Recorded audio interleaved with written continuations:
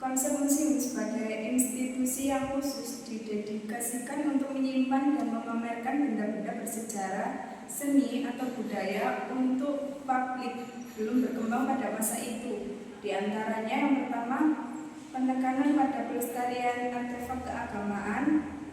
Yang kedua, pengelolaan harta rampasan perang atau ghanimah.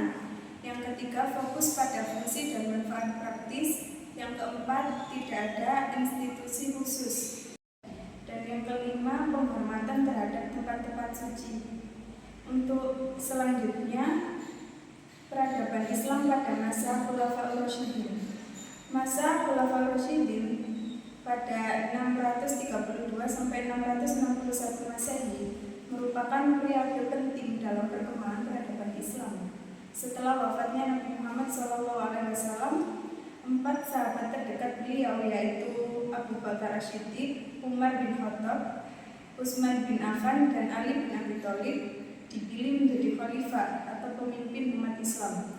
Periode ini dikenal sebagai masa kepemimpinan yang mendapat petunjuk atau Rasyidin dan dianggap sebagai masa keemasan Islam Sunni.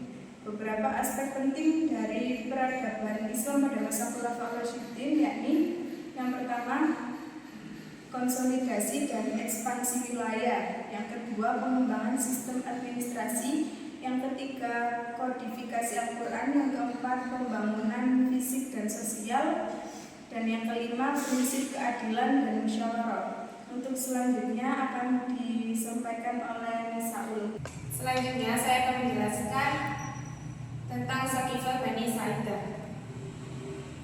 Saqifah Bani Sa'idah yakni sebuah tempat pertemuan atau balai pertemuan milik Bani Sa'idah, salah satu dari suku Khazraj di Madinah. Tempat ini memiliki signifikan historis yang sangat penting dalam sejarah Islam karena menjadi lokasi pertemuan krusial setelah wafatnya Nabi Muhammad SAW pada tahun 632 Masehi atau 11 Hijriah. Pertemuan di Tauqifah Bani Sa'idah ini dianggap sebagai momen yang sangat penting dan menentukan dalam sejarah Islam karena yang pertama, menghasilkan khalifah pertama. Yang kedua, menjaga persatuan umat. Yang ketiga, menjadi presiden musyawarah meskipun terbatas. Yang terakhir, yakni menandai peralihan kepemimpinan. Saqifah Bani Sa'idah ini menjadi simbol peralihan kepemimpinan dari seorang nabi kepada seorang khalifah yang akan memimpin umat Islam berdasarkan Al-Quran dan Sunnah. Saat ini, lokasi Saqifah Bani Sa'idah ini berada di dekat Masjid Nabawi di Madinah dan menjadi salah satu situs bersejarah yang sering dikunjungi oleh para peziarah untuk mengenang peristiwa penting tersebut.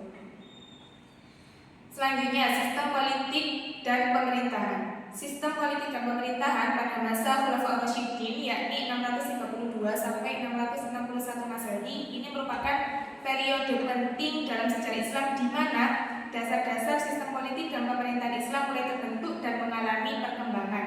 Meskipun tidak sepenuhnya di bawah kepemimpinan keempat khalifah ini terdapat beberapa karakteristik umum yang menonjol, di antaranya yakni kepemimpinan berbasis agama. Legitimasi kekuasaan para khalifah didasarkan pada ajaran Islam.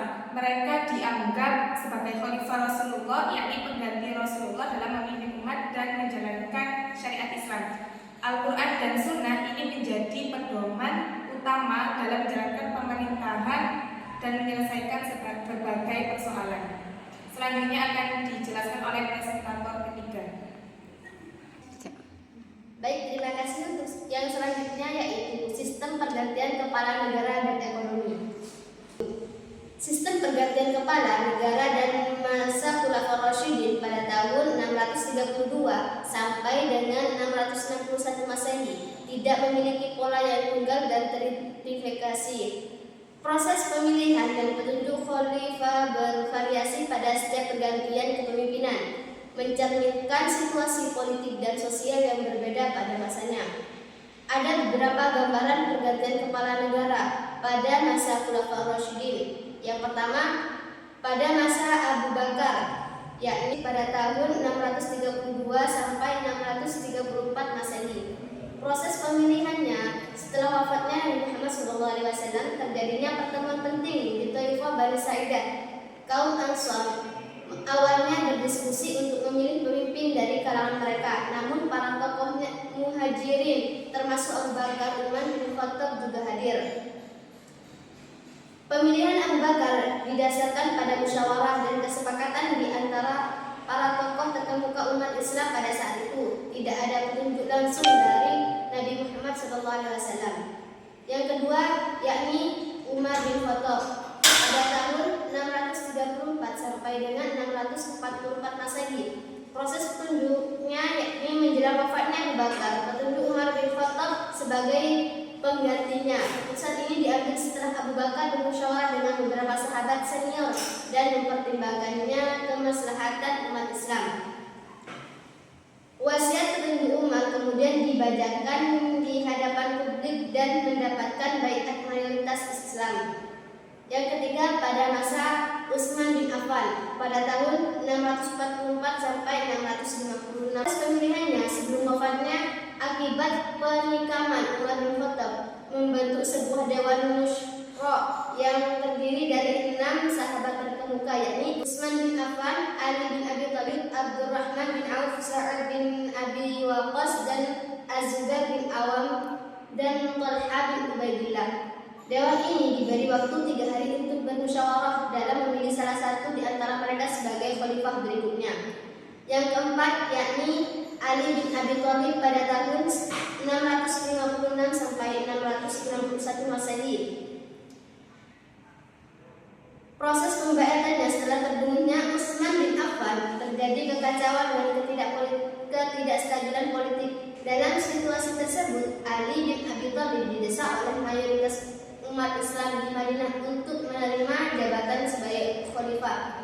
Ali awalnya enggan, namun akhirnya menerima baiat dari kaum muhajirin dan ansor serta sebagai besar umat Islam lainnya. Namun sebagian kelompok menolak baiat Ali, terutama mereka menuntut untuk menghukum para pembunuh Utsman.